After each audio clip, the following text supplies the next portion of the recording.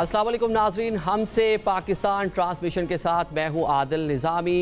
इंतखाबात का मरला जो है अहम मरला यानी पोलिंग डे मुकम्मल हो चुका है। नताइज आ रहे हैं, हुकूमत साजी की जानिब मामला बढ़ते हुए दिखाई दे रहे हैं। पहले पाकिस्तान पीपल्स पार्टी और आज MQM पाकिस्तान के कायदीन ने लाहौर में साबिक वज़ीर आज़म नवाज शरीफ से मुलाकातें की हैं, मेल मिलाप हो रहे हैं और आइंदा हुकूमत साजी पर बात हो रही है। सबसे अहम सवाल आज ये है कि कौन होगा अगला वज़ीर आज़म। हम सबसे पहले ज़रा पार्टीज़ की ज़रा बता दें कि आपको इस टाइम पोजीशन क्या है। पाकिस्तान मुस्लिम लीग नून इस टाइम मरकज़ में सिंगल लार्जेस्ट पार्टी हमें दिखाई दे रही है। 75 के करीब कौमी असम्बली के अंदर उनकी सीटें हैं, जबकि आज़ाद 101 हैं, जिनमें 93 जो हैं वो पाकिस्तान तहरीक इंसाफ के हिमायत याफ्ता हैं, जबकि पाकिस्तान पीपल्स पार्टी 54 नशिस्तें अभी तक हासिल कर सकी है।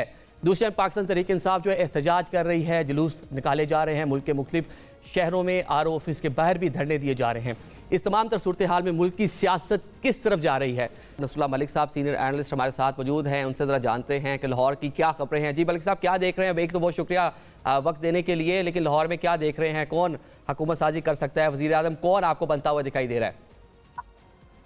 देखिए, अगर मौजूदा जो रिजल्ट्स हैं उनको पेश नज़र रखें तो बाज़ार ये नज़र आ रहा है कि पाकिस्तान पीपल्स पार्टी और PMLN जो है वो मिलकर हुकूमत बनाने की पोजीशन में आ सकते हैं, क्योंकि तहरीक इंसाफ जो है इन दोनों जमातों के लिए रास्ते बंद कर चुकी है और मेरा नहीं ख्याल कि वो किसी से डायलॉग करने की पोजीशन में या मूड में नज़र आते हैं। इन हालात में पीपल्स पार्टी और PMLN इस पोजीशन में आ जाएंगे कि वो हुकूमत बनाने की जो है वो पोजीशन में होंगे। लेकिन सवाल ये पैदा होता है कि जो इस इंतखाबात के बाद जिन लड़ाइयों का आगाज हुआ है, जिस किस्म के एतराज़ात उठाए जा रहे हैं, क्या ये किसी एक नए बहरान की तरफ तो नहीं ले जाएंगे?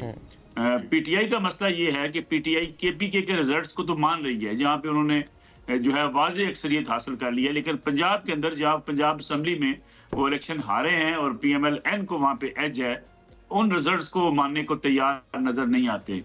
बदकिस्मती से पाकिस्तान में सियासी जमातें जब इलेक्शन हारती हैं तो वो तस्लीम नहीं करती, जब जीत जाती हैं तो फिर वो इलेक्शन को तस्लीम करती हैं। वो पिछले 2013 से लेके 2018 और 2024 के अगर इंतखाबी नतायज को आप सामने रखें तो आपको तमाम सियासी जमातें एक दूसरे के ऊपर इल्जाम तराशी करती हुई नजर आती हैं।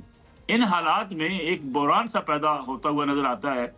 अगर पीपल्स पार्टी और PMLN अगर ऐलान कर देती हैं तो उनके पास इतने नंबर्स हैं कि वो आसानी से हुकूमत नंबर्स बिल्कुल हैं, देख रहे हैं हम मरकज़ में नंबर मिलके हुकूमत साजी कर सकते हैं, लेकिन वज़ीर आज़म कौन होगा? बिलावल होंगे, मियाँ साहब होंगे, बड़े मियाँ साहब होंगे, छोटे मियाँ साहब होंगे? देखिए, दो चीजें हैं। पहली बात तो ये है कि ये PMLN की क़यादत ने तय किया था कि अगर कोई स्प्लिट किस्म का मैंडेट आता है तो शहबाज शरीफ साहब फिर वफाक की हुकूमत को संभालेंगे, और अगर मुस्लिम लीग नवाज अक्सरियती जमात बनकर आती है तो मियाँ नवाज शरीफ जो है वो हुकूमत में वज़ीर आज़म होंगे।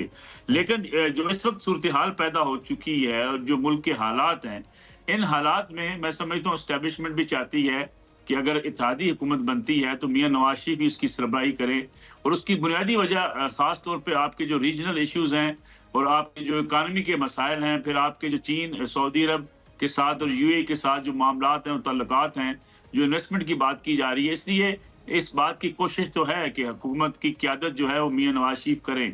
लेकिन इसके लिए PMLN में से जो लीडरशिप है PMLN की, खासतौर पे मियाँ नवाज शरीफ के फैसले को बड़ी अहमियत हासिल होगी। वो चाहते ये थे कि अगर अक्सरियती पार्टी बनकर नहीं आते तो फिर इत्तेहादी हुकूमत जो है उसको शहबाज शरीफ साहब लीड करें। पंजाब के अंदर अलबत्ता अगर मियाँ नवाज शरीफ वफात में चले जाते हैं तो ये नजर आ रहा है कि पंजाब शहबाज शरीफ साहब के हवाले कर दिया जाएगा और मरीम नवाज जो है वो वफाक में मियाँ नवाज शरीफ के साथ काम करेंगी। दूसरी तरफ पीपल्स पार्टी जो है उसकी ख्वाहिश है कि पीपल्स पार्टी चेयरमैन सेनेट की सीट भी ले, और पीपल्स पार्टी जो है वो सदारत के हवाले से भी सोचती है कि सदर फिर पाकिस्तान पीपल्स पार्टी से होना चाहिए। लेकिन ये कहना कि पीपल्स पार्टी बहुत क्रेजी है वजारत उज़्मा के लिए, मेरा अपना तज्जिया, ये मेरा ख्याल है कि पीपल्स पार्टी शायद ऐसा नहीं समझती। ये खबरों की हद तक तो हमें नजर आता है कि पीपल्स पार्टी आने वाली हुकूमत को लीड करना चाहती है, लेकिन पीपल्स पार्टी मेरा ख्याल ये है कि वो चाहेगी कि मुस्लिम लीग नवाज जो है और शहबाज शरीफ साहब जो है वो क़यादत करें, मियाँ नवाज शरीफ जो है वो न करें। लेकिन मुस्लिम लीग नवाज और मुल्क की इस्टेब्लिशमेंट इस वक्त ये समझती है कि नवाज शरीफ साहब को वजारत उज़्मा के लिए आगे होना चाहिए। अच्छा, मैं साहब 2 मुलाकातें हुई हैं अभी तक लाहौर में, 2 बातें मिली हैं नून लीग की क़यादत से। पहले पीपल्स पार्टी मिली, उन्होंने कहा जी प्राइम मिनिस्टरशिप पे भी बात नहीं हुई, हुकूमत साजी पे भी मामलात हुए हैं। आज MKM ने मुलाकात की, उन्होंने कहा मुल्क की सियासी सूरत हाल पे बात हुई है, लेकिन प्राइम मिनिस्टरशिप या हुकूमत साजी पे बात नहीं हुई। तो क्लैरिटी अभी तक क्यों नहीं हो रही? मेरे ख्याल में प्राइम मिनिस्टरशिप में बड़ी खुल के इनकी बात हो चुकी है। जो है वो पीपल्स पार्टी ने भी बात की है, MKM ने भी बात की है, मुशावरत का सिलसिला जारी है। अलबत्ता दोनों जमातें जो है वो और इन्होंने आपस में ये तय भी किया है कि वजारत उज़्मा का जब तक कंसेंसस पैदा नहीं हो जाता, उस हवाले से ये जमातें किसी जगह पे ये बातचीत नहीं करेंगी। ऐसा नहीं है कि सिर्फ मुल्क की सियासत पे बातचीत करने के बाद ये लोग उठकर चले गए हैं, बल्कि हुआ ये है कि वजारत उज़्मा के हवाले से, सदारत के हवाले से, सेनेट के इंतखाबात के हवाले से और आने वाली जो हुकूमत है उसको किस तरीके से चलाया जा सकता है, अगर ये इत्तेहाद बन जाता है, इन तमाम अमूर पर बातचीत हुई है। इन तमाम अमूर पर बातचीत हो गई, लेकिन साथ साथ आज हमने सदर जो हैं आरिफ अलवी, उनका एक बयान भी देखा है। एक तो उन्होंने पुरअमन इलेक्शन के इनेकाद पर कौम को मुबारकबाद दी है, साथ साथ ये भी कहा कि मुल्क की जो मसाइल हैं उनसे निमटने के लिए एक अवामी मैंडेट जो है बड़ा ज़रूरी था, जो मिल गया है, नज़र आया है। देखिए, मैं समझता हूँ कि सदर मुमलिकत के बाद ऐसे ट्वीट्स हैं जो शायद उनके ओहदे के शायान शान नहीं हैं। उन्होंने इलेक्ट्रॉनिक मशीन्स की बात की, फिर उन्होंने कुछ ट्वीट्स किए जिसमें एक यंग वोटर जो है जिसके हाथ में पाकिस्तान तहरीक इंसाफ का झंडा है, वो उसको ट्वीट कर रहे हैं। सदर के ओहदे का तकाजा ये है कि वो कम से कम उस वक्त तक गैर जानबदार रहें जब तक कि नई हुकूमत बन नहीं जाती, नए सदर नहीं आ जाते और वो वापस अपनी पार्टी में जाके मुतरक कारकुन के तौर पर काम नहीं करते। मैं समझता हूँ उनका ये बयान देना कि जी मुल्क में इंतखाबात हुए हैं, मैंडेट मिला है, ये खुशाइंद है, लोगों ने वोट डाला है, ये तो अच्छा हो सकता है, लेकिन किसी एक सियासी जमात के लिए उनकी तरफ से ट्वीट्स आना, उनकी सपोर्ट करना, मैं समझता हूँ ये मुनासिब नहीं है। सदर मुमलिकत ने बहुत से मामलात पर जो अपनी बयानबाजी की है, स्टेटमेंट्स दी हैं, ट्वीट्स किए हैं, वो बहरहाल एक जो है आईनी सरबराह की हैसियत से उनको मेरे ख्याल में नहीं करने चाहिए थे। लेकिन पाकिस्तान में बदकिस्मती ये है कि जो सदर जो भी बनाया जाता है वो पार्टी का कारकुन ही बनाया जाता है और उससे आईनी सरबराह की तो कम रखी जाती है, बल्कि पार्टी के कारकुन के तौर पर उसे देखा जाता है। आरिफ अलवी साहब को इन चीज़ों से मावरा होना चाहिए उस वक्त तक जब तक के नए सदर नहीं आ जाते और वो वापस अपनी पार्टी में जाकर अपना किरदार अदा करना शुरू नहीं करते। अच्छा भाई साहब, 2 रोज़ कबल हमारे ट्रांसमिशन में बैरिस्टर अली जफ़र ने बात की। उन्होंने 3 ऑप्शंस बताए थे जो पाकिस्तान तहरीक इंसाफ के पास मौजूद थे। उनमें से एक ऑप्शन उन्होंने कहा था ये भी है कि शायद हम पाकिस्तान पीपल्स पार्टी की जानिब चले जाएं, सॉफ्ट कोलेशन की तरफ चले जाएं, प्राइम मिनिस्टरशिप के लिए वोट दे दें लेकिन साथ कैबिनेट का हिस्सा ना बने। ऐसी कोई सूरत हाल बन सकती है? जरदारी साहब भी इस्लामाबाद पहुंचे हुए हैं, कल इजलास भी बुला लिया है मजलिस आमला का। देखिए, इस वक्त जो आज़ाद उम्मीदवार जीते हुए हैं, जो PTI की लीडरशिप इस वक्त जो बाहर मौजूद है, उसमें तो ये राय पाई जाती है कि हमें जो है वो मियां नवाज शरीफ का रास्ता, शहबाज शरीफ का रास्ता और पंजाब हुकूमत का रास्ता रोकने के लिए इसकी तरफ चले जाना चाहिए कि हम पीपल्स पार्टी को वोट कर दें ताकि शहबाज शरीफ जो है वो या नवाज शरीफ वज़ीर आज़म ना बन सकें। लेकिन ये डिपेंड करेगा इमरान खान साहब के ऊपर कि क्या वो इस बात की इजाज़त देते हैं या नहीं देते। इस वक्त जो जितने लोग हैं पाकिस्तान तहरीक इंसाफ के जो लीडरशिप है इस वक्त मौजूद, जो जेलों से बाहर है या मुकदमात से बाहर है, उसकी ख्वाहिश तो ये मौजूद है, लेकिन तहरीक इंसाफ क्या ये फैसला करके अपने लिए कुछ सियासी तौर पे नुकसान या फायदा उठाने के लिए कोई बड़ा फैसला कर सकती है? ये डिपेंड करेगा इमरान खान साहब के ऊपर कि वो इस बात पर राजी होते हैं या नहीं होते। आज के दिन तक तो इमरान खान साहब इस बात पर राजी नहीं है कि पीपल्स पार्टी या PMLN के साथ चला जा सके, बल्कि वो समझते हैं कि उनको जो मैंडेट मिला है या उनको जो सीट्स मिली हैं वो ये तवक्को लगा के बैठे हैं कि वो चैलेंज करेंगे, अदालतों में जाएंगे, उनकी सीट्स बढ़ सकती हैं और वो खुद हुकूमत बनाने की कोशिश करेंगे। लेकिन जो इस किस्म के हालात हैं इस वक्त अगर आप देखें तो ऐसा मुमकिन नहीं है कि PTI जो है वो अक्सरियती जमात बन जाए और वफाक के अंदर खुद हुकूमत बनाने की पोजीशन में आ जाए। उसे डिपेंड करना पड़ेगा किसी पार्टी के साथ या फिर उसे अपोजिशन में बैठना पड़ेगा। अब ये फैसला इमरान खान साहब के ऊपर होगा कि वो क्या फैसला करते हैं। कोशिश लोगों की ये है, कुछ लोग ऐसे भी हैं जो ये चाहते हैं कि इस वक्त PTI ऐसा फैसला कर ले और उसके बाद जो है PTI जो है वो चेयरमैन को राजी कर लिया जाए, बानी चेयरमैन को, लेकिन बाज़ाहिर कोई चीज़ नजर नहीं आती। लेकिन असल मसला एक और होगा, वो ये होगा कि बहुत से ऐसे लोग हैं जो पाकिस्तान तहरीक इंसाफ के प्लेटफॉर्म से या उनकी हमायत से जीते हैं, लेकिन उनको छोड़ के जाने की तैयारियां कर रहे हैं। जो ही पंजाब में हुकूमत बनाने की अनाउंसमेंट होगी, आप देखिएगा आपको बहुत से और लोग पार्टी छोड़ते हुए नजर आएंगे। मतलब ये खबरें हैं इस तरह की कि मरकज़ में भी और पंजाब में भी जो पाकिस्तान तहरीक इंसाफ के हमायत याफ्ता लोग थे वो पार्टी छोड़ के किसी और प्लेटफॉर्म को ज्वाइन कर लें। कुछ राब्ते भी हुए देखिए, ऐसे? मैं समझता हूँ कि जो सूबाई हुकूमतें होती हैं, आप सिंध में लोग इसलिए पीपल्स पार्टी से अलग नहीं होना चाहते हैं कि उन्हें पता है कि सिंध में पीपल्स पार्टी की ही सूबाई हुकूमत होगी। और पंजाब में अगर वाज़ेह तौर पे मुस्लिम लीग नवाज की सूबाई हुकूमत बनने जा रही है, तो आपको लगेगा कि बहुत से ऐसे एमएनएज इलेक्टेबल्स जो हैं, वो पार्टी जो है वो आज़ाद हैसियत छोड़ के पीएमएलएन के साथ शामिल हो जाएंगे। कई लोग राब्ते भी कर चुके हैं और शामिल होने का ऐलान भी कर चुके हैं। और ख़ास तौर पे आप देखेंगे ज़्यादा तादाद जो है अराकीन सूबाई असम्बली की होगी जो पीटीआई को छोड़कर पीएमएलएन की तरफ चले जाएंगे। अच्छा, अभी आप पंजाब की बात कर रहे हैं, अगर तो पाकिस्तान पीपल्स पार्टी पाकिस्तान तहरीक इंसाफ मरकज़ में मिल जाते हैं तो पंजाब में भी मुस्लिम लीग नून के लिए मुश्किल पैदा कर सकते हैं? मेरा नहीं ख्याल, पंजाब में इस वक्त मुस्लिम लीग नवाज जो है वो अक्सरियती जमात बन चुकी है। उनके मेंबरान जो हैं उनको आसानी से वो बगैर 137 के करीब सीटें हैं फिलहाल, 22 आज़ाद भी हैं जो पाकिस्तान तहरीक इंसाफ के हमायत याफ्ता नहीं हैं, दीगर लोग हैं। दूसरा, उनके पास अब ख्वातीन की मखसूस नशिस्तें, अक़लीती नशिस्तें आएंगी तो आसानी से जो है वो पंजाब में हुकूमत बनाने की पोजीशन में आ जाएंगे।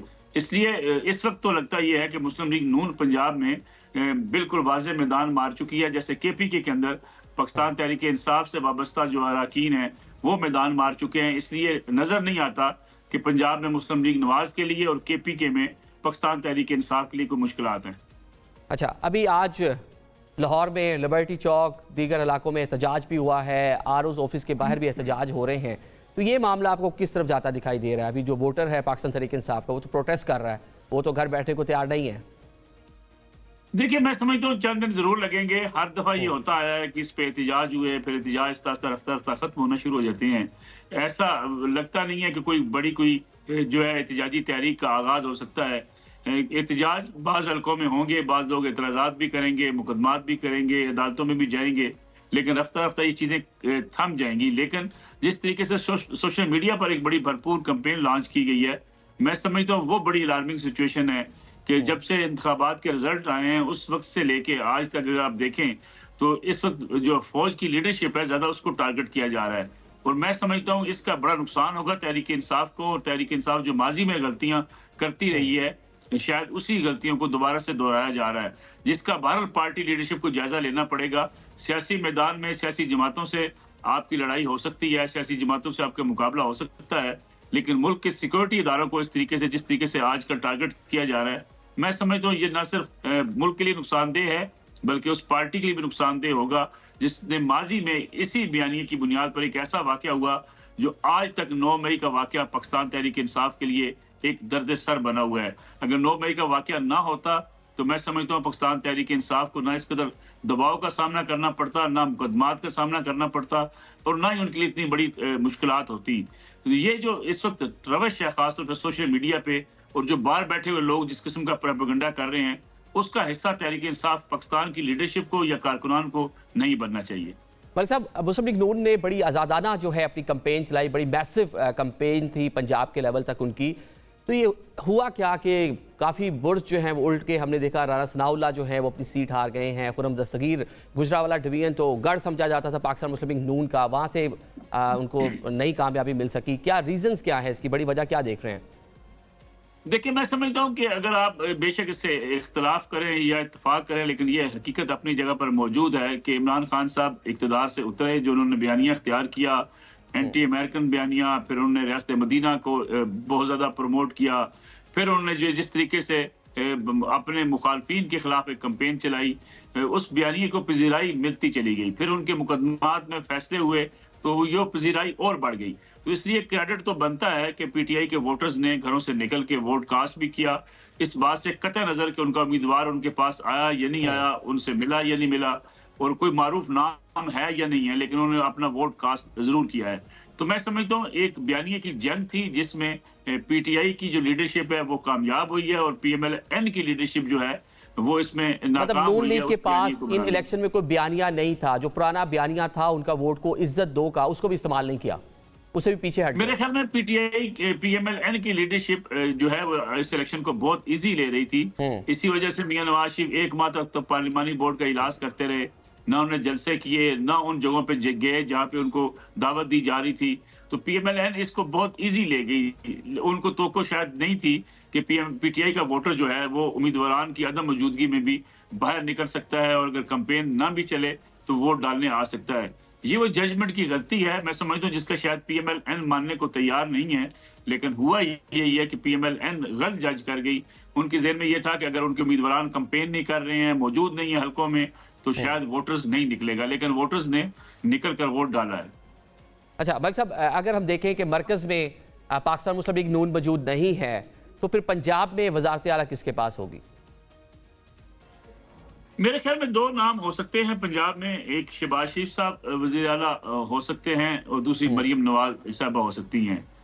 तीसरा नाम अभी बाजार तो नजर नहीं आता, अगरचे कुछ नाम लिए जाते रहे कि मलिक अहमद खान साहब हो सकते हैं, हमजा शहबाज साहब भी हो सकते हैं, लेकिन बाजार अगर देखें तो पीएमएल-एन के पास दो ऐसे लीडर्स होंगे जिनको पंजाब देने के फैसला करेंगे। एक मियां शहबाज शरीफ साहब होंगे और अगर मियां शहबाज शरीफ साहब का फैसला नहीं होता तो फिर मरियम नवाज साहबा पंजाब को लीड करेंगी और पंजाब के बगैर मरकज़ को चलाना बड़ा मुश्किल हो जाएगा। बहुत शुक्रिया जी नसरुल्लाह मलिक साहब हमारे साथ लाहौर से मौजूद थे। नाजरीन, अभी इधर सिंध के आएंगे। सिंध में पाकिस्तान पीपल्स पार्टी वाज़ेह अक्सरियत जो है हासिल कर चुकी है, हुकूमत साजी वहाँ कर सकती है।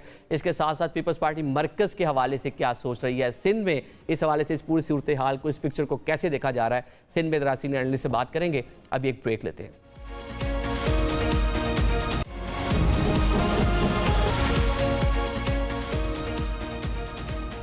Welcome back after the break. नाज़रीन, सुबह सिंध की अगर हम बात कर ले, वहाँ पर पाकिस्तान पीपल्स पार्टी को सादा अक्सरियत मिल चुकी है। दूसरी बड़ी पार्टी वहाँ पर एमक्यूएम दिखाई दे रही है। इसके साथ साथ एमक्यूएम का मरकज़ भी बड़ा अहम रोल है। आज मुलाकातें भी हुई हैं। ज़रा कराची चलते हैं। मुजाहिद बरेलवी साहब सीनियर एनालिस्ट हमारे साथ मौजूद हैं। बरेलवी साहब अस्सलाम वालेकुम।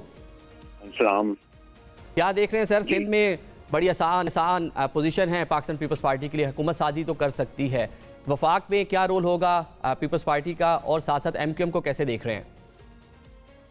देखिए, ये तो आपने उसका उसमें कोई दो राय नहीं है और ये एक्सपेक्टेड रिजल्ट था। ये जरूर है कि जो एमक्यूएम को जितनी बड़ी नशिस्तें मिली हैं या जो एक पार्टी को महरूम किया गया है कौमी असम्बली और सूबाई असम्बली में, खासतौर पर कौमी असम्बली में एक नशिस्त का भी ना देना, वो इस इलेक्शन की शफाफियत पर सवाल उठाता है। और फिर ये जो इस्लामाबाद आनियां जानियां हुई पीपल्स पार्टी की क़यादत की, उसने और इस शकूक को मुस्तहकम किया कि गालिबन फिर रात को ये तय हो रहा था कि किस तरीके से अगर 6 देती है तो 4 हमें दो और 5 इन्हें दो। जो आप भी अगर यहाँ के जनगार हैं उन्हें इल्म था कि एमक्यूएम की कितनी सेफ सीटें हैं और फिर पीपल्स पार्टी की कितनी नशिस्तें हैं। हम पूरी इलेक्शन को फॉलो करते रहे और मैं समझता हूँ कम से कम 10 सीटों को जो है उसमें कौमी असम्बली की उसको मैनेज किया गया अरोज के जरिए और फॉर्म 45 और 47 की यानी गुत्थियों में। ज़रा मैं क्या कहूँ, यानी ये ज़बान खल्क पर है और अगर ये ना करते तो मेरे ख्याल में यानी अगर ओवरऑल इलेक्शन पुरअमन हुए, मैं ये भी नहीं कहूँगा बहुत बड़े पैमाने पर, लेकिन 10 कम से कम सिंध में 10 नशिस्तों का, बाकी जगह भी मैं कह सकता हूँ कि कोई वही जो 25 MNA जो चाहते हैं हमारे गेम प्लानर, उन्होंने उस 25 सीटों के साथ ये किया और जिसका वजह से आपको नतीजा सामने आ रहा है। एमक्यूएम ने आज मुलाकात तो की है, लेकिन उसके बाद कहा कि मुलाकात पे मुल्क की मजमूई सियासी सूरत हाल पर बात हुई है, कोई आइंदा हुकूमत साजी या प्राइम मिनिस्टरशिप के हवाले से कोई बात नहीं की। ये खालिद मकबूल सदीकी साहब ने कहा है। तो एमक्यूएम मिलने गई, कराची से ट्रैवल किया लाहौर तक का, तो ये पूरा मामला कैसे, डिनाइल कैसे आ गया, क्या देख रहे हैं एमक्यूएम, क्या सोच क्या रही है? डिनाइल नहीं है, तो कोई दो राय ही नहीं है कि एमक्यूएम अनकंडीशनल जो है, अनकंडीशनल वो उसमें जाएगी और 2 या 3 या 4 वजारतें भी लेगी और इसमें कोई दो राय है ही नहीं कि वो ऑलरेडी कमिटेड है पहले इलेक्शन से पहले, और इसीलिए शहबाज शरीफ भी साथ बैठ गए। इसमें कोई क्या कहते हैं रॉकेट साइंस नहीं है कि एमक्यूएम किसी सूरत में, किसी बगैर किसी शर्त के, किसी हर सूरत में बगैर किसी शर्त के वफाक में नून लीग का हिस्सा बनने जा रही है। वैसे नेचुरल अलायंस जो है एमक्यूएम का, वो तो पाकिस्तान पीपल्स पार्टी के साथ दिखाई देता है। चले सूबे में भी पीपल्स पार्टी है, मरकज में भी अभी कुछ चीजें वाजे नहीं है। सॉरी मेरे ख्याल में शायद आपके यहाँ रिपोर्टरों ने सही खबर नहीं की हो। इस वक्त तो पीपल्स पार्टी और एमक्यूएम की जो जंगो-जदल है वो एक बार फिर वापस आ गई है। ये तो हाँ, ये जरूर हम हमेशा कहते हैं वो सब तो इलेक्शन के लिए था ना, एक दूसरे के मद्दे मुकाबले आप इलेक्शन लड़ रहे थे, कैंपेन भी एक दूसरे के मद्दे मुकाबले करना थी। जिस तरह नून लीग को हमने देखा, पीपल्स पार्टी को देखा, बिलावल साहब जो हैं लाडला कहते रहे, पंजाब में लाडला प्लस कहते रहे, बातें करते रहे, लेकिन इलेक्शन की जैसे नताइज आए हैं और मुलाकातें भी हो गई। लेकिन मैं इस बारे में बिल्कुल वादे दो टोक और बगैर किसी इफ और बट के कहता हूँ कि कोई पीपल्स पार्टी और सिंध में पीपल्स पार्टी एमकेएम के ऐसे ही मद्दे मुकाबल रहेगी, ऐसे ही दस्तों गरेबा रहेगी और ऐसे ही सेंट्रल असेंबली अखाड़ा बनी रहेगी इन दोनों के दरमियान। तो एमकेएम की कंडीशंस क्या हो सकती हैं, क्या मुतालबात हो सकते हैं अगर वो हुकूमत में शामिल होती है नून लीग के साथ? तो क्या डिमांड्स क्या होंगी? देखिए ये सिंध में उनकी ये जरूरत है एमकेएम की कि वो एक कन्फ्रंटेशन की सूरत हाल पीपल्स पार्टी जो सिंधी डोमिनेट है उन्हें रखे और शहरियों को खुश रखे, शहरी अपने वोटों को, और वफाक में उसे ज्यादा से ज्यादा हिस्सा मिलेगा, गवर्नर उनका होगा और उनके तमाम काम होते रहेंगे। मतलब कामरान टेसूरी जो है वो गवर्नर रहेंगे, आप ये कह रहे हैं? जिस तरह एक तवील अरसा तक इशरतुल इबाद जो है गवर्नर रहे, तो ये भी एक लंबे अरसे तक गवर्नर रहेंगे, आपको ये लग रहा है? बज़ाहिर ऐसे ही लगता है। चलें, बाकी एहतजाज भी हो रहे हैं। पाकिस्तान तहरीक इंसाफ आरओज़ ऑफिस के बाहर एहतजाज कर रही है, कहा जा रहा है जी हमें उस तरह मैंडेट नहीं मिला, जो मिलना चाहिए था मिल गया था लेकिन उसको चेंज किया गया। तो क्या देख रहे हैं उसका कोई रिजल्ट होगा, कुछ सीट्स वापस होंगी कि वही लंबी ट्रिब्यूनल्स और अदालती कार्रवाइयाँ चलेंगी? इस बारे में कुछ दो राय नहीं है ना। ये तो आपने रिजल्ट देख लिया ना कि कराची जैसे शहर में यानी ये जो डिफेंस और क्लिफ्टन में क्या 2 घंटे में रिजल्ट नहीं आ सकते थे? कराची में ब्रंटफोर्ड के रिजल्ट नहीं आ सकते थे? इवन ये कि डिक्लेयर करने के बाद क्या हुए और वो जो फॉर्म 45 जो हर मेंबरों को मिलता है वो उसको हम नहीं देता। तो ये इसमें कोई यानी आंखों में धूल झोंकने के मुतरादिफ है ना कि कराची जैसे शहर में मैंने कहा चले वो वजीरिस्तान का रिजल्ट तक तो आ गया था और चित्राल का रिजल्ट आ गया था और दूर दराज के रिजल्ट आ गए, लेकिन कराची का रिजल्ट अगले कोई 24 घंटे और 36 घंटे बाद आया। ये और बात है कि उन्होंने बड़े एहतियात से ये सब कुछ किया कि कराची में वो जो तहरीक इंसाफ का हामी है वो उतना एग्रेसिव नहीं है, पढ़ा लिखा मिडिल क्लास का। यही अगर वो खैबर पख्तूनख्वा में करते और जहाँ जहाँ उन्होंने किया तो फिर उनको क्या कहते हैं मारूफ जबान में लग पता चल जाता कि क्या होता है इलेक्शन के। आपने भी इलेक्शन देखा, कौन कौन से नताइज ऐसे थे कराची की सीट्स के ऊपर जो आपके लिए भी सरप्राइजिंग थे, मतलब आप देखकर शशदर रह गए कि ये क्या हो गया? मैंने कम से कम 10 नशिस्त आपसे कहा ना, कम से कम 10, 4 से ज्यादा पीपल्स पार्टी की नशिस्तें नहीं होनी चाहिए थी, 5-6 से ज्यादा नशिस्तें जो हैं वो एमकेएम की होनी चाहिए थी, ये मैक्सिमम में 10 हैं। 22 में से किसी हर तौर पर मैंने आपसे कहा था कि 10 नशिस्तों में के नताइज खुलेआम आप गौर कीजिए कि बंसरोड जैसा सियासी गढ़ वहाँ फारूक सत्तार 20,000 वोटों से जीत रहे हैं और हमारे पास वो फॉर्म मौजूद हैं। अगर हुआ तो हम व्हाट्सएप भी आप करके भेज सकते हैं कि जिसमें बताया जाता है कि एमकेएम के फला उम्मीदवार के 4 वोट थे, फला मौजूद है फॉर्म और 10 किसके थे और जो तहरीक इंसाफ के उम्मीदवार के 780 थे। ये एक नहीं है, आपको 50 फॉर्म अगर हुआ तो व्हाट्सएप भी करके भेजा जा सकता है। चलें, सिंध का तो आपने बताया था, वफाक का भी बताएं कि यहाँ प्राइम मिनिस्टर किसको बनता देख रहे हैं? देखिए ये पहले तो बड़ा आसान था कि पीडीएम 2 बनाना, अब पीडीएम 2 बनाना आसान नहीं है और कल बिलावल ने अपने वादे तौर पर कहा वो एक सीरियस कैंडिडेट हैं प्राइम मिनिस्टरशिप के, और अगर वो दोबारा यानी अगर ये कहा जा रहा है कि जरदारी साहब सदर बनेंगे और ये वज़ारत खारजा कबूल करते हैं तो उनके ये बयानात ही नौजवान बिलावल अपनी सियासी मौत पर दस्तखत करेंगे अगर वो दोबारा जो है फॉरेन मिनिस्टर का ओहदा कबूल करते हैं। तो कहते हैं कि सियासत में सब जायज होता है, दोस्त के दोस्त और दुश्मन के दुश्मन होते हैं, लेकिन जो कुछ उन्होंने कैंपेन चलाई है वाज़ेह लग रही है कि उनके वालिद कितने ही उनपे यानी उनके पर असरअंदाज हुए हों। ये पीपल्स पार्टी के लिए अब आसान नहीं होगा कि वो पीडीएम 2 बना के और वजारतों की बंदर बाट करके बैठ जाए, खास तौर पर बिलावल भुट्टो जरदारी 1 महीने की जो उनकी तकारीर हैं, जो उन्होंने कुछ कहा है, लेकिन अगर कोई सियासत में इस हद तक भी आगे चला जाएगा तो फिर मैं उसको कम से कम पॉलिटिकल पार्टी नहीं कहूँगा, उसको तो फिर हम मुनासिब लफ्ज़ इसलिए मैं नहीं कहना चाहता कि मेरा सियासी थोड़ा बहुत ऑब्जर्वेशन ये है और जो थोड़ा बहुत वाकता हूँ कि शायद बिलावल भुट्टो जरदारी खुद अपोजिशन में बैठना पसंद करें ना कि हुकूमत में दोबारा वज़ारत खारजा में बैठने का। लेकिन जो नंबर गेम हम देख रहे हैं 54 सीट्स हैं, अगर मरकज़ में हुकूमत बनानी है पाकिस्तान पीपल्स पार्टी को तो किसी से अलाइंस करना होगा, नून लीग ने अगर हुकूमत बनानी है किसी से अलाइंस करना होगा, और जो पीटीआई के हमायती याफ्ता लोग हैं उनके पास भी कोई इतनी सिंपल इतनी मेजॉरिटी नहीं है कि वो भी आज खुद जाकर हुकूमत साजी कर सकें। तो फिर कैसे मामला कौन किससे मिलेगा, क्वेश्चन बनती है, आपको क्या नज़र आ रही है? तो गेम प्लानर का है ना कि गेम प्लानर जिस तरह चाह रहे थे उस तरह नहीं हुआ, उनका ख्याल था कि मियां साहब ज्यादा वो तो 38 में रुके हुए थे, और फिर किस तरीके से अब लाया जा रहा है और किस तरह दिया जा रहा है आप देख नहीं रहे। और कम से कम कराची के सॉरी टू से ये जो पंजाब के कम से कम जो खुद लाहौर शहर के नताइज आए हैं, जो सियालकोट का नतीजा आया है। मैंने एक पॉलिटिकल स्टूडेंट हूँ, इलेक्शन देखा है, रात को ख्वाजा आसिफ के और उनके वोट का 40,000 का या 30,000 का फर्क था। कोई भी आप वो ले आए कैलकुलेशन, ये फर्क खत्म हो ही नहीं सकता। 30 और 40,000 का फर्क खत्म कोई कर सकता है वोटों का? तो वो आखिर तक, और जबकि 1.5 लाख की गिनती हो जाए। आप दूसरे का देख लें, ओन चौधरी साहब को लाहौर में जिस तरह किया गया है, वो तो शामी को बैठ गए। तो ये मैनिपुलेट किया गया है उनको, उनकी कैलकुलेशन थी। अभी भी जो हमारे जराए कहते हैं कि जी हम 90 सीटें, पहले तो आपने और किया, एक बहुत बड़े दानिश्वर सहाफी बनते हैं, वो तो लिख कर दे रहे थे कि 100 से ज्यादा नशिस्तें जो हैं वो नवाज शरीफ की होंगी। एक और जो है सियासी सहाफती पंडित कह रहे थे 115-135 जो होंगी वो होंगी।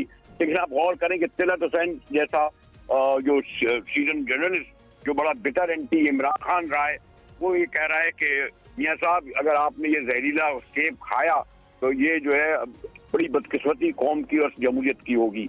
आप जितने भी देखें जो एनालिस्ट जो समझे जाते थे कि वो एंटी इमरान खान हैं और नवाज शरीफ के लिए सॉफ्ट कॉर्नर रखते हैं, और वो तो इमरान खान के मुखालिफ होना ठीक है, पॉइंट ऑफ व्यू है, और उनकी सियासत ऐसी है, जिद्दीपन उनमें है, उनमें एक लचक नहीं है, उन्होंने बहुत सारी गलतियां की, उसका उसको फेस भी वो कर रहे हैं। लेकिन जिस तरह इलेक्शन, लेकिन अभी आप फ्लेक्सिबिलिटी की बात कर रहे हैं, और जो स्कोर बोर्ड हम देख रहे हैं उसके ऊपर नंबर भी किसी के पास क्लियर वाजे नहीं है, तो ये फ्लेक्सिबिलिटी किसको दिखाना होगी ताकि कोई प्राइम मिनिस्टरशिप की जानिब मामला आगे बढ़ सकें? नहीं, मैंने ये कहा ना कि ये जरदारी साहब हर मुमकिन कोशिश करेंगे कि वो किसी तरह, क्योंकि 12 नंबर गेम में फर्क है, लेकिन और 10,000 जो आजाद जा रहे हैं। अब ये मैंने कहा ना, ये तो नहीं है ना कि फूल पैराडाइज में बैठी हुई इस्टेब्लिशमेंट अगर ये समझती हो कि बाकायदा हाथ से वो सब लिखकर पूरा सब कुछ करेंगे, ABCDEFGH, ऐसा नहीं होता। कहीं ना कहीं तो होगा ना, और ये अल्लाह ताला का निज़ाम जो है, सिर्फ मैं तो ये यकीन रखता हूँ उनकी कहा हुआ एक हो सकता है। चले लास्ट एक आखिरी जवाब दे दे जरदारी साहब, आपको क्या लग रहा है किस तरफ जाएंगे? नून लीग की जानिब जाएंगे, तहरीक इंसाफ की जानिब जाएंगे?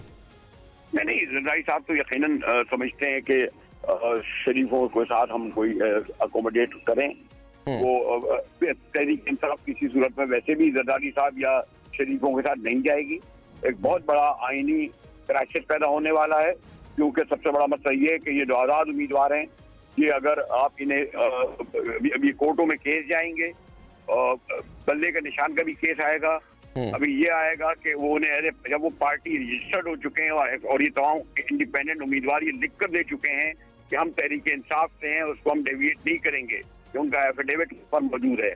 ठीक हो गया मुजाहिद बरेलवी साहब, बहुत शुक्रिया। बरेलवी साहब बता रहे हैं कि एक अदालती जो है वो शुरू होने वाली है, और जो बहरान है मुल्क की सियासी, वो एक शिद्दत जो है इख्तियार कर सकता है। अभी एक ब्रेक ले लेते हैं, और ब्रेक के बाद मज़ीद भी बात करते हैं।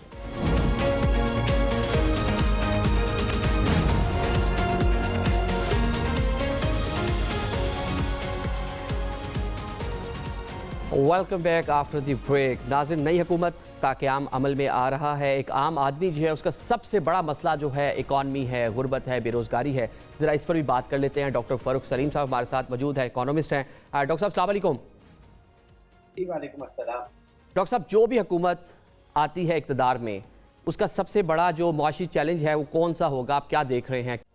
अंदरूनी सेक्टर जो है जिसमें 24 करोड़ पाकिस्तानी रहते हैं, उनका सबसे बड़ा मसला जो है वो महंगाई का है। अगर हुकूमत अपने आदाद शुमार पे एक नजर डालें तो जो पाकिस्तान ब्यूरो ऑफ स्टैटिस्टिक्स ने मोस्ट रीसेंट आदाद शुमार हमें दिए हैं, वो ये कहते हैं कि गैस की कीमत में सिर्फ एक साल के अंदर 1100% का इजाफा हुआ है। वो बताते हैं कि टमाटर की कीमत में सिर्फ एक साल में 90% का इजाफा हुआ है, और आटा जिसके बगैर पाकिस्तानियों की जो है वो जिंदगी उसके ऊपर डिपेंडेंट रहती है, उसमें एक साल में कोई 62% का इजाफा हुआ है। अब आप अंदाजा लगाएं कि तनख्वाहें जो हैं वो तो 8-10% से ज्यादा नहीं पड़ती, और यहाँ पे आटा जो है वो 62% उसकी कीमत में सिर्फ एक 12 महीने के अरसे में उसमें इजाफा आ गया है। तो आप अंदाजा लगाइए कि गुर्बत का क्या हाल होगा अगर इतनी तेजी से खाने पीने की अशिया की कीमतें बढ़ रही हैं और तनख्वाह जो है वो उसके कहीं लगभग भी नहीं बढ़ रही। तो गुर्बत का बहुत बुरा हाल है। नई हुकूमत आएगी, उसका मैं समझता हूँ कि सबसे बड़ा चैलेंज जो है वो महंगाई का होगा। अगर हम एक्सटर्नल सेक्टर की बात करें तो हमें एक बहुत बड़ा IMF का पैकेज चाहिए होगा। स्टैंड बाय एग्रीमेंट जो है वो खत्म हो चुका होगा। मतलब आप ये कह रहे हैं कि जो नई आने वाली हुकूमत है उसको भी IMF के पास जाना पड़ेगा? जी, मोस्ट डेफिनेटली। अगले 3 सालों के अंदर जो पाकिस्तान की, जिसको हम कहते हैं एक्सटर्नल फाइनेंसिंग रिक्वायरमेंट, यानी कि जो डॉलर्स दरकार होंगे जो हमने कर्जाजात वापस करने हैं, वो लगभग 75 अरब से 80 अरब डॉलर की एक फिगर सामने आ रही है। तो IMF के पैकेज के बगैर तो वो काम मुमकिन ही नहीं है। तो मैं ये कह रहा हूँ कि इंटरनल सेक्टर के हवाले से महंगाई सबसे बड़ा प्रॉब्लम है और एक्सटर्नल सेक्टर के हवाले से नई हुकूमत जो आएगी उसको एक बड़ा ही सख्त किस्म का और एक बहुत ही बड़ा IMF का पैकेज जो है वो निगोशिएट करना पड़ेगा। तो मुमकिना IMF की जो शराइत हैं वो क्या हो सकती हैं इस हवाले से? देखिए, उनकी शराइत तो बड़ी नॉर्मल होती हैं। वो ये कहते हैं कि जो नुकसान ख़ास तौर पे आप अपने पावर सेक्टर में कर रहे हैं, जो हुकूमत हमें बताती है कि 580 अरब रुपए का चोरी समझ लीजिए, नुकसान समझ लीजिए, जो पावर सेक्टर में सालाना की बुनियाद पे हो रहा है। इसी तरह लगभग 1 अरब रुपया रोज़ाना की चोरी जो है वो गैस के सेक्टर में हो रही है और ये दोनों खसारे जो हैं इनको हम अगर जमा करें तो ये पिछले सालों में बढ़ते बढ़ते अब 6000 अरब पे पहुंच गए हैं। तो सबसे बड़ा जो चैलेंज है हुकूमत का माशी एतबार से वो ये 6000 अरब का गैस और बिजली का जो जिसको हम गर्दिशी कर्जा कहते हैं उसको किस तरह निपटाना है, चोरी गैस के सेक्टर में, बिजली के सेक्टर में किस तरह कम करनी है। फिर स्टेट ओन एंटरप्राइजेज तो लगभग सर ये आप जो भी बता रहे हैं तो सारे एडमिनिस्ट्रेटिव मामलात हैं, बिल्कुल इस पर काबू पाया जा सकता है, लेकिन एक आम आदमी ये देखता है कि जब भी हुकूमत IMF के पास जाती है, सब्सिडीज़ खत्म हो जाती हैं, चीज़ें महंगी हो जाती हैं, आम आदमी जो है मुतासिर होता है, उसके लिए चीज़ें इतनी आसान नहीं होती उसके बाद। देखिए, हमारी कनपट्टी पे या हमारी हुकूमत की कनपट्टी पे कोई बंदूक रख के उसको जबरदस्ती IMF के पास नहीं लेके जाता। हुकूमत की जो गलत माशी पॉलिसीज हैं पिछले कुछ सालों से चल रही हैं, उसके नतीजे में जो डॉलर की कमी आती है, उसके नतीजे में जो 8-9 हज़ार अरब रुपए का बजट का खसारा हुकूमत कर देती है, हम मजबूर हो जाते हैं कि हम IMF के पास जाएं। तो गलती IMF की नहीं है, गलती हमारी अपनी है। और यकीन कीजिए कि IMF हुकूमत को कभी भी ये नहीं कहता कि आप बिजली की कीमत बढ़ा दें। वो हुकूमत से ये कहता है कि आप जिस कीमत पे बिजली खरीद रहे हैं उसी कीमत पे बिजली बेचें, जो बिजली के सेक्टर में नुकसान कर रहे हैं, खसारा हो रहा है, उसको खत्म करें। हुकूमत के पास 2 ऑप्शंस होती हैं, या तो वो चोरी को खत्म करे और या फिर वो टैरिफ बढ़ा दे। अब हमारी कई हुकूमतें जो आई हैं पिछले 15-20 सालों में, वो चोरी खत्म करने में कामयाब नहीं होती, तो वो टैरिफ बढ़ाए चले जाते। मतलब आवाम पर बोझ डालना बहुत आसान है, इसलिए उस हल की तरफ जाती है। अच्छा ये बता दें कि एक नई गवर्नमेंट आने के बाद ये खदशात हैं कि शायद डॉलर की जो उड़ान है वो एक बार फिर से शुरू हो जाए, डॉलर महंगा हो जाए।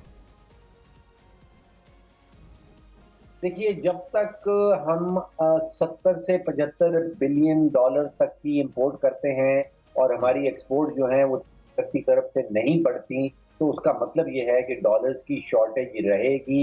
जब डॉलर की शॉर्टेज रहेगी तो उसका मतलब है कि रुपया जो है वो डॉलर के सामने कमजोर होगा।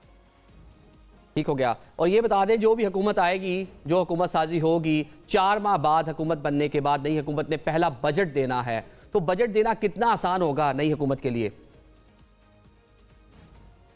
देखिए, मेरे जहन में जो 2 या 3 सबसे बड़े सवालात आते हैं, उनमें से पहला सवाल ये है कि जो माशी पॉलिसीज निगरान हुकूमत ने अपनाई थी, उनके दौरान जो इस्लाहात लाई जा रही थी, क्या नई मुंतखब हुकूमत आके उन माशी पॉलिसीज में तसलसल रखेगी? क्या वो पॉलिसीज कंटिन्यू करेंगी या नहीं करेंगी? दूसरा सवाल मेरे जहन में ये आता है कि जो नई मुंतखब हुकूमत आएगी क्या वो मईशत को तरजीह देगी या सियासत को तरजीह देगी। जो सियासी जमातें हैं उनके मंशूर में प्राइवेटाइजेशन जो है वो तो शामिल है, तो लगता यही है कि बज़ाहिर जो आने वाली हुकूमत है इस पर काम करेगी। जी, मंशूर में बहुत सारी चीजें लिखी जाती हैं, बहुत अरसे से लिखी जा रही हैं। जो 2018 का मंशूर था उसमें भी प्राइवेटाइजेशन शामिल थी, लेकिन पिछले 4-5 सालों में हमने देखा कि कोई मेजर प्राइवेटाइजेशन है वो सामने नहीं आई। पीपल्स पार्टी का मंशूर जो है वो प्राइवेटाइजेशन के खिलाफ रहता है। प्रैक्टिकली हमने ये देखा है कि जो पार्टी हुकूमत में नहीं होती वो प्राइवेटाइजेशन को सपोर्ट करती है, जब वो हुकूमत में आ जाती है तो फिर तो वो प्राइवेटाइजेशन करने में नाकामयाब रहती है। बहुत शुक्रिया डॉक्टर फारूक सलीम साहब हमारे साथ मौजूद थे। नाज़रीन, नई हुकूमत जा रही है, जो सियासी इस्तेहकाम है वो मुआशी इस्तेहकाम की जानिब जाएगा। आज की इस ट्रांसमिशन से हमें इजाज़त दें। अल्लाह हाफिज़।